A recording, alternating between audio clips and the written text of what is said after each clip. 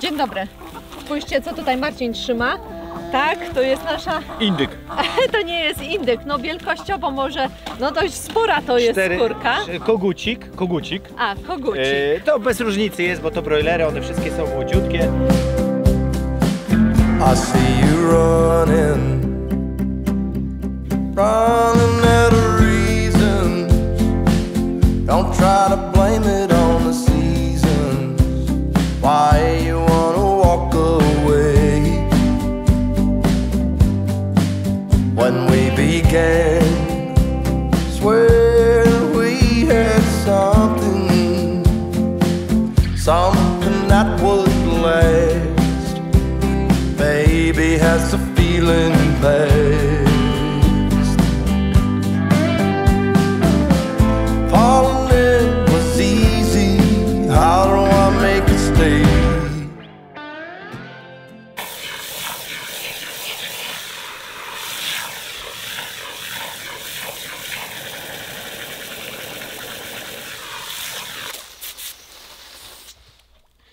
No i do jutra, co nie? Tak odstawiam. Ja tylko wyciągam z tego trochę, żeby po południu jeszcze gęsią dać. O. A tu mamy wczoraj przygotowane pasze dla broilerów. O kurczę, lekko wilgotna. Tak, zalało mi się za dużo. Aha, no. A to wam zdarza się, ale stosunkowo rzadko. Raczej ma zawsze stałą konsystencję. I Marcin ma dzisiaj przerąbane, bo nie ma paszy na popołudnie już. Aha, i muszę tak, 30 i będzie stopni kręcić, będę ją 30 kręcić. stopni będzie targać.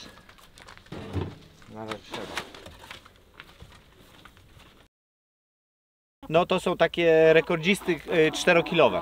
A czemu my teraz to wam pokazujemy? Bo chcieliśmy wam się właśnie pochwalić, bo jesteśmy na półmetku naszej pracy.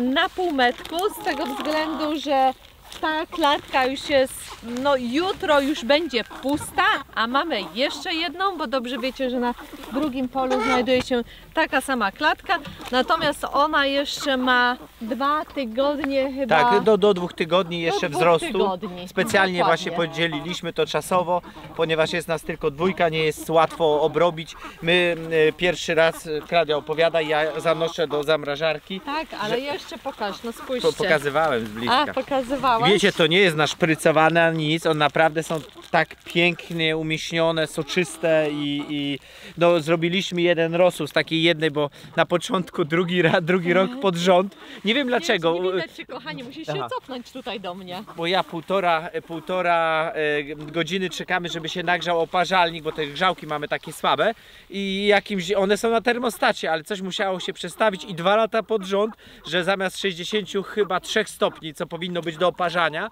wyszło 73. No stary myśli, no termostat, no to wiadomo, wszystko jest dobrze, kurę do środka na odpowiedni czas, no niestety sparzyłem ją tak, że zaczęła skóra schodzić, więc szybciutko, wiecie, na części do rosołu, rosół wyszedł, kurczę. Palce lizać. Dobrze, kochanie, uciekaj szybko, zanieś kurkę, a ja wam tutaj chciałam z bliska pokazać kurki, które właśnie jutro idą na ubój.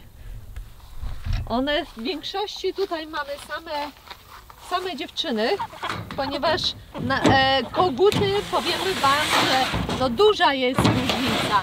Duża różnica pomiędzy kogutami a kurkami. Kogut czasami no jest prawie kilogram różnicy. To jest naprawdę dużo. Akurat tutaj szukam, żeby wam jakąś kurkę tu złapać, pokazać. Jeszcze przed ubojem, jak dokonujecie, nie karmimy kurek. One teraz dostały śniadanko, natomiast no to już był ich ostatni posiłek.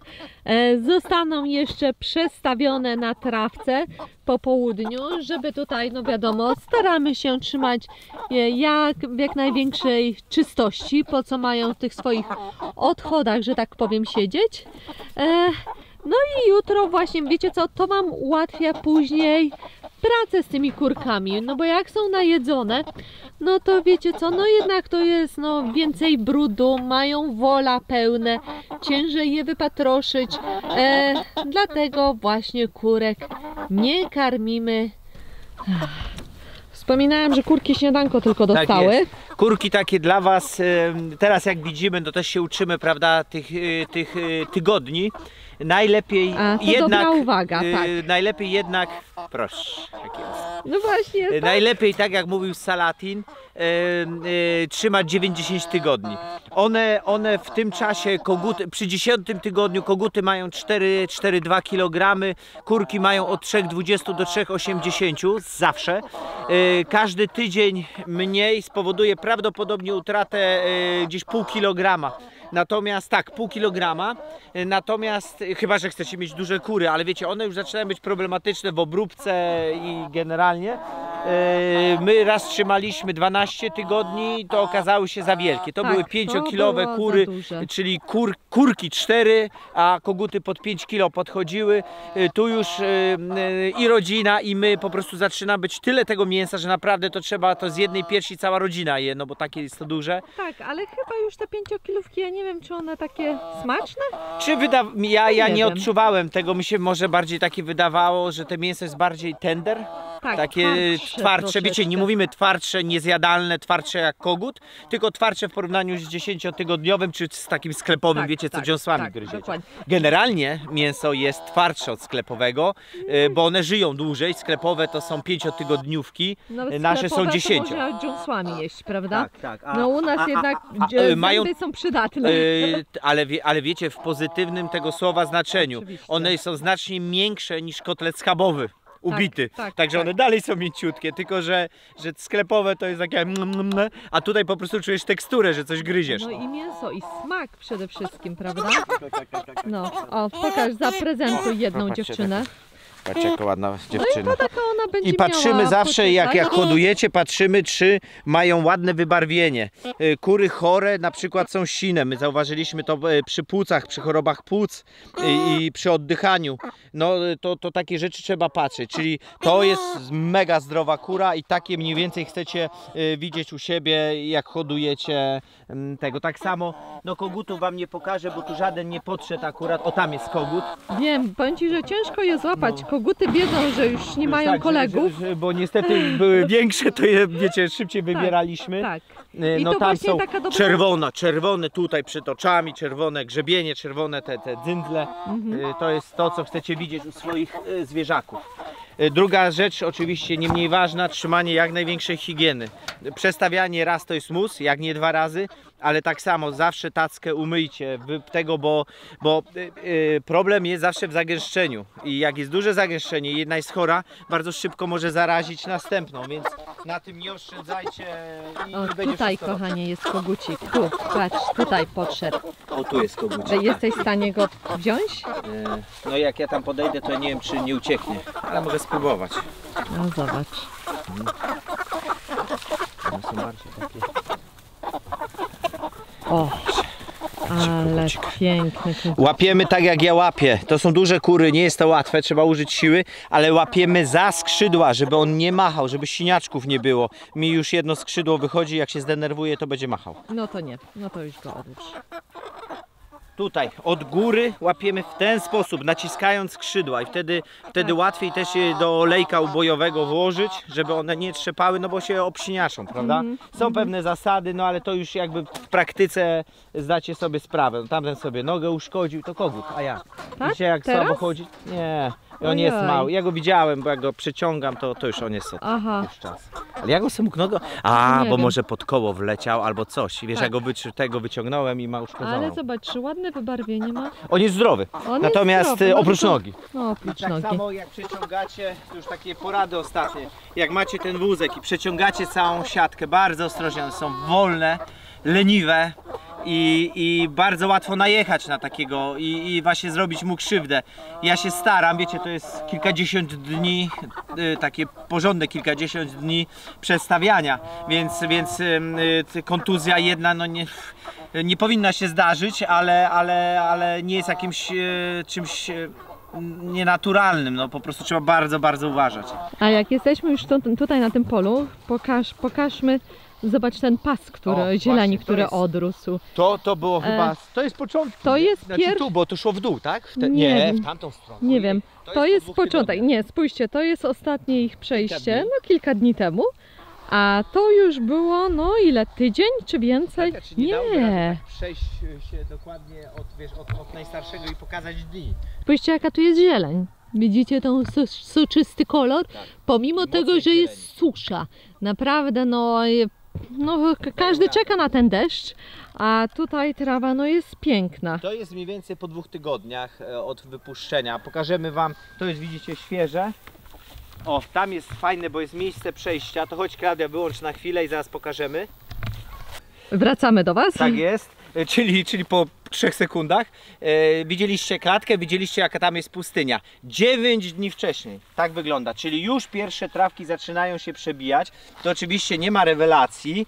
I na pewno wspomaga to, tak jak kiedyś mówiliśmy w innym odcinku, że my każdą tą kupę, bo tutaj jest taka skorupa kupy, spłukujemy wodą. To trwa nawet 20-30 minut. Idzie sporo wody, no to już w zależności czy macie możliwości, no my mamy tą własną wodę dzięki Bogu, albo dzięki inwestycji i własny prąd, więc nas to troszeczkę mniej kosztuje. To od Was zależy, ale jeśli spłuczecie tę całą kupę, ona szybciej wciąga, lepiej nawozi i nie wyparowuje i azot się nie utlenia. Pamiętajcie, że azot się utlenia. Dobrze, Klaudia, znowuż robimy przerwę, czyli tu macie 9 dni, tak? Robimy przerwę, pójdziemy na powiedzmy 18 dni od klatki, która jest teraz. Dobrze.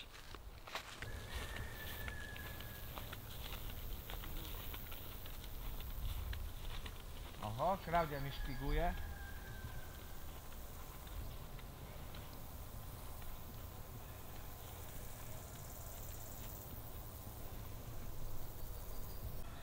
Tutaj myśmy już kosili trawę, więc wiecie, to nie jest tak do końca uczciwie pokazane, jak to wygląda, ale zaraz Wam pokażę jeszcze 2 miejsca, co nie?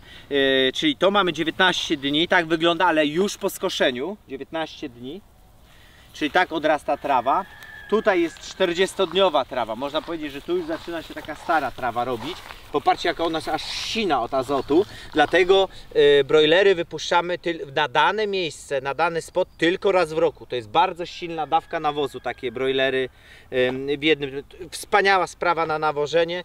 My z tego się tak samo cieszymy jak z brojlerów, zapewniają nam jedzenia na cały rok, a również zapewniają wspaniałe nawożenie, za darmo. Znaczy no za darmo, powiedzmy, one jedzą jak świnki. Także tu widzicie, to już jest stara trawa, to jest faktycznie, to są ich początki. Właściwie nawet tutaj dobrze tak nie tutaj, nawoziły, tak, bo jeszcze bo były malutkie. Zgadza więc się. tyle kupy nie zostawiały. No widać, że czym dalej, tym lepiej. A teraz zobaczmy, Klaudia, czyli tu są początki, to widzieliście, to 19 dni. Tutaj są początki, a pokażemy Wam mniej więcej, raz, 2, 3, 4, 5, 6, 7, 8, 9. Gdzieś koło 2 tygodni po tym i ona wygląda najlepiej.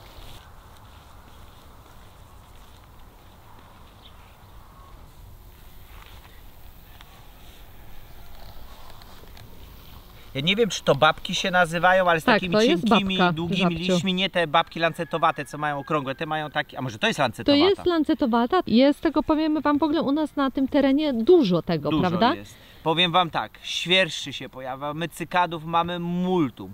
Codziennie te nasze brojlery to po prostu aż się prą naprzód klatki, żeby wiecie, bo jak ja przesuwam, no to pierwsze świerszcze, pierwsza trawa świeża pojawia się właśnie z przodu.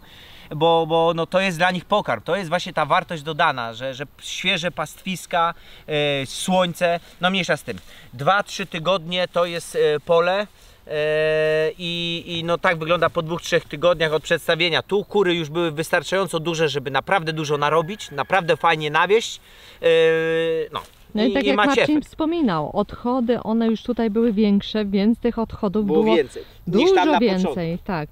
I nawet przestawialiśmy później, teraz już pod sam koniec, bo wiemy, że kurki już z tego pola, no generalnie z tego pola nam zejdą, to już przestawialiśmy nawet 2 razy dziennie. No bo jakby, żeby jak najwięcej, żeby rzadziej, ale nawiozły jak najwięcej, o w ten sposób. Czyli połowę obornika, bo i tak jest jego naprawdę dużo, jedzą potwornie, dlatego chyba powyżej nawet 10 tygodnia, mimo że ten pół kilo Wam tygodniowo przybywa, średnio się to zaczyna opłacać, bo jedzą potwornie dużo. I tyją coraz mniej. No i możemy jeszcze tam pokazać, co nie, jak to wygląda z mniejszymi kurkami.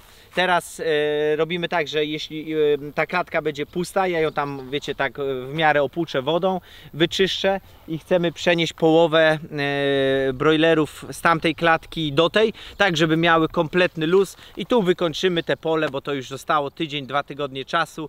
Przy 20 sztukach powiedzmy w tej klatce ja mogę przestawiać spokojnie raz na 2 dni, także tego pola nam powinno wystarczyć, a tamtym się zrobi trochę luźniej. Za mną proszę panią. Może ty już opowiesz. Już lecę, panie.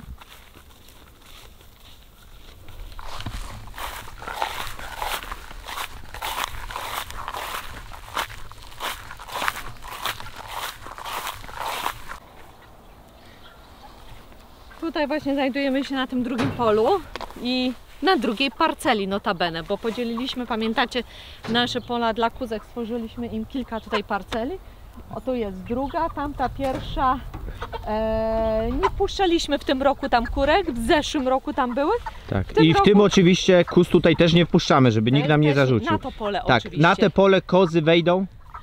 No gdzieś za 2-3 miesiące. Mamy nadzieję, tak, że ta trawa no jeszcze zdąży urosnąć. Popada deszcz i coś odbije. Wysterylizuje dokładnie, odchody, one wejdą w ziemię wszystko, kompletnie. Tak, dokładnie, tak jak Marcin mówi. Musicie to poczuć, że jest bezpiecznie, wiecie, że nie ma jakichś pozostałości, tak na zdrowy rozsądek, ale ją chcemy na późną jesień trzymać. Ostatnia parcela do zżarcia przed zimą. I wiecie co też dla nas z ciekawości, też zobaczymy, będziemy mieć świetne porównanie. Tamto pole, które było pierwsze i kozy były w sumie można powiedzieć tak na samym początku sezonu. One tam były gdzieś tak maj, pamiętasz jak się one wygociły? Tak. Więc tam sobie głównie dziewczyny buszowały. Później to skosiliśmy, daliśmy jeszcze obornik, kody, gołębie. Rozsypałam, skosiliśmy i czekamy na efekty. Zobaczymy jak trawa będzie się pobudzać. No wiadomo, woda jest potrzebna. No, ale tak, my już zaczynamy podlewać, bo jest tragedia. Jak zawsze. Jeszcze wracając może do samej pogody i sezonu takiego brojlerowego. Widzimy na przykład, mamy doświadczenie no już 3-letnie, ten jest 3. sezon i w tym roku zaczęliśmy za wcześnie. Myślimy, że gdzieś tak 2 tygodnie moglibyśmy jeszcze odczekać, ponieważ w pierwszych 2 tygodniach musieliśmy raz, że i słomę dawać, pamiętacie, i je przykrywać. I jednak mieliśmy kilka upadków w tej pierwszej klatce, która ona już będzie skończona jutro. Spowodowało to różnica pomiędzy temperaturą dnia a nocy. Bo to tak, żeby dla tych osób, co nie wiedzą. Paskudna, tak, i to nie jest pewna pogoda. Była brzydka Czyli pogoda. od drugiej połowy maja uważamy, że jest znacznie bezpieczniej. My zaczęliśmy wcześniej z przyzwyczajenia, bo wcześniej mieliśmy 1 klatkę i próbowaliśmy dwa rzuty brojlerów w jednej klatce zrobić przez sezon. I dlatego teraz mamy drugą klatkę. Nie mamy wcale więcej brojlerów, mamy nadal tyle samo. Ale tak ułatwia, jesteście po prostu, łatwiej wam czasowo to rozłożyć, no bo tak macie, no krótki jest ten sezon letni, a jednak one wymagają bardzo dużych temperatur. Pamiętam w zeszłym roku mieliśmy tylko 1 klatkę, tak jak już Marcin wspomniał, i kończyliśmy chyba we wrześniu, na początku września. I słuchajcie, no było źle. Było źle, zaczynały się problemy z płucami. Zawsze, tak, zawsze to są przeziębienia, które nam dziesiątkują. Nie, pamiętajcie, że nie dziesiątkują, ale są to straty. One bardzo dużo jedzą. Szkoda po prostu zwierzaka i szkoda naszej pracy, żeby przez jakieś tam pogodę je wykończyć. Tutaj jak zwolnimy jutro klatkę, to część towarzystwa zabierzemy, bo po co mają mieć ścisk? Tak, jest około 75 sztuk, czyli to co Salatin rekomenduje na taką klatkę, ale jak mogą mieć lepiej, to czemu nie? A jeszcze wracając do, jak macie taką pogodę i widzicie, że kurki coś wam mają problemy z płucami, polecamy czosnek w płynie. Tylko, no właśnie. Znaczy, słuchajcie, możecie dawać zwyczajnie czosnek. Jak chce wam się go dusić i dodawać do wody, proszę bardzo. No my trochę poszliśmy na skróty, kupujemy. Kiedyś kupowaliśmy taki 5-litrowy i był przeznaczeniem dla kur. cena jego jest zaporowa. odpowiednia, naprawdę jest bardzo duża i nie wiem, czy ktoś nam to podpowiedział, kochanie? Nie, ja to zacząłem szukać, mówię, nie będę takich pieniędzy wydawał, bo coś mi tu nie pasi. No właśnie. I powiem wam, że kupiliśmy dla gołębi. Zamienimy się kamerami, bo Dobra. tutaj... Także zamienieni kamerami. Pamiętajcie, Stronami. jeśli macie problemy z płucami, czyli kurka robi tak, coś takiego, ma sinę, to wszystko widać, powinna mieć czerwona, tak jak tu widzicie. My tu mamy taką jedną siną, dlatego dawaliśmy jej, ale tylko jedną i dajemy czosnek, żeby wiecie, żeby było na pewno dobrze. Czosnek w żaden sposób nie jest w stanie zaszkodzić nim ani nam, a wręcz moim zdaniem wzbogaca ich dietę po prostu. Ale gdzie ona była? No, jedna jest sztuka i ja bym wam pokazał ten kolor. Jest lekki odcień sinizny, czyli jak kurka jest zdrowa, taki fiolet taki fiolet. Ona je dadel, nasza je, ale w pewnym momencie przestaną jeść i wam zdechną. Tak. Więc bardzo, bardzo przestrzegamy. To są delikatne zwierzęta, one szybko rosną. Każdy myśli, o takie turbo, bo one szybko rosną. Nie, one są mega delikatne i trzeba o nie dbać, trzeba je dobrze karmić. Absolutnie żadne pasze typu dlaniosek wrzucę albo coś tam po swojemu, nie wyhodujecie tych kur. Musi być albo pasza, którą Salatyn poleca i my tam gdzieś na naszych programach. To jest dokładnie salatynowska mieszanka, tylko jakby przeze mnie opowiedziana. Lub po prostu, jeśli nie chcecie, bo macie na przykład po 20-30 sztuk, ja rozumiem, kupujecie pasze te kupne, one różnią się po prostu ilością dodatków tych konserwantów, jakichś tam i takich sztucznych rzeczy. No, idealnie jest mieszanie własnej paszy, mega idealnie jest posiadanie własnych zbóż i organiczne zboża i mieszanie, ale wątpię, czy ktoś ma soję, kukurydzę i mączkę rybną i to wszystko, co tam wpływa jakby własne, to jest niemożliwe. Też warto, myślę, że kochanie wspomnieć, że one są nieszczepione. My Tak. w żaden sposób, one tutaj nie mają żadnych Od nas nie antybiotyków. dostają żadnej chemii. Żadnej chemii, tak. Przepraszam, żeby to było uczciwe, znowu się powtarzam, w pierwszym tygodniu życia my kupujemy broilera jedynkę i od pierwszego tygodnia życia, po pierwszym tygodniu życia zaczynamy dodawać naszą paszę, tą grubszą i one tu już na pastwisku lądują tylko na naszej paszy. Ale przez okres są w stanie się wyczyścić z tych konserwantów. Takie jest nasze zdanie. Salatyn mówi, że daje od razu... Aha, taka ciekawostka. Popatrzcie, jest pasze dla broilerów kupne, są jedynki, dwójki i trójki. Jedynkę dajecie chyba do tam miesiąca, do 2 tygodni, dwójkę do prawie końca chowu i na sam koniec dajecie trójkę, która podobno oczyszcza. Czyli czegoś ma mniej, że te kury stają się bardziej, prawdopodobnie tych konserwantów może ma mniej i tak dalej. Salatyn mówi, że on karmi od plisklaka do samego końca. I no my mamy ten tydzień, powiedzmy takiego, że ten, ale wiesz, boimy się zaryzykować, powiem wam szczerze, jest to bardzo drogi chów, bardzo wymagający i boimy się zacząć od pierwszego tygodnia, ale może zaczniemy w końcu. I nie będziemy w ogóle mieli kupnej. No. Tak. Uważamy, że to jest taki złoty, my mamy złoty środek. Aha, czosnek dla gołębi. Na 30 litrów, czy na 30 litrów pół flaszeczki wlewam codziennie przez 3 dni, cokolwiek się pojawi, ona już jest pusta, ale cokolwiek się pojawi, kury wracają do zdrowia, jesteśmy bardzo zadowoleni, kosztuje 20 zł litr, ok, te 5-litrówki może są koncentratami, po zapachu ja tam za bardzo nie odczuwałem różnicy, może jest troszkę słabsze, ale to kosztuje 20 zł litr, a tam kosztuje 300 zł 5, czyli litr kosztuje 60 zł. Przepraszam, tak, 60 zł. Także 3 razy macie więcej, nawet jakby to było połowę słabsze, to i tak się opłaca. I woda. Też pamiętajcie o wodzie przy takich upałach.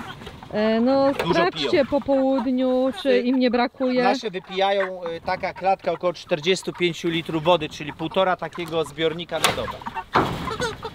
I pamiętajcie, sprawdzajcie, nie żartujcie sobie z tym, bo woda jest brak wody w takie upały, no może wam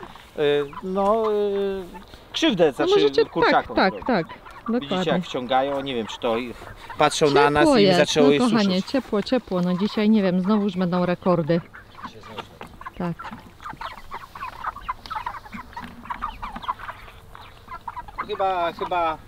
No wydaje mi się, że chyba już wszystko kompleksowo powiedzieliśmy, co mogliśmy powiedzieć, patrząc na to i na nasze poprzednie odcinki. Kto nas słucha i ogląda, jakby jest zainteresowany tematem, to niech poświęci czas i dowie się wszystkiego, co zrobić, żeby upadków było jak najmniej.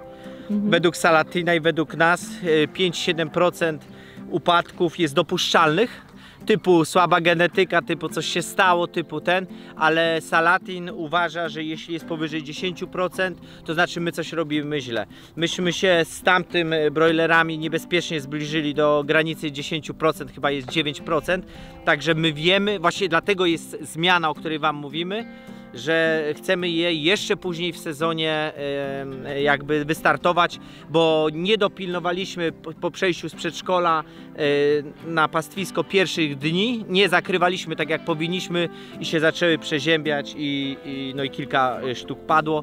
Przestrzegamy, to nie jest żart, musi być ciepło im. Dziękujemy Wam za spędzony z nami dzisiaj czas. I do zobaczenia w niedzielę o godzinie 10. Nie Trzymajcie zaśpijcie. się. Hej!